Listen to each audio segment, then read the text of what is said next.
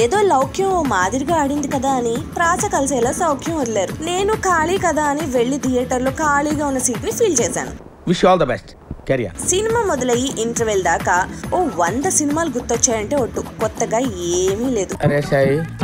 ఇప్పుడు నా పరిస్థితి ఏంట్రా? పరమ వీర రొటీన్. సర్లే సెకండ్ హాఫ్ లో ఏమన్నా ఉంటుంది అనుకున్నా. ఉంది. అది కూడా కోన వెంకట్ ఇంతకు ముందు చాలా సార్లు మనకు చూపించింది. హీరో హీరోయిన్ ని ఫస్ట్ సైట్ లో లవ్ చేయడం, హీరోయిన్ ని హీరో ఇంటికి తీసుకొచ్చి వారం ఉంచి హీరో ఫాదర్ ని ఇంప్రెస్ చేయడం, ఎవరో ఒకరిని బకరా చేయడం, చివరికి హీరో పెళ్లితో కథ సుఖాంతం.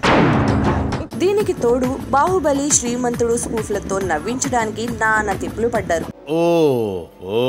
గోపీచంద్ డైరెక్టర్ ఏం చెప్పాడో అదే చేశాడు. ఇప్పుడిప్పుడే హిట్లు పడుతున్నాయి. కాస్త చూసి సినిమాలు చేస్తే బెటర్. రజీనా ఇందులో హీరోయిన్ అంతే, అంతకు మించి చెప్పేది ఏమీ లేదు.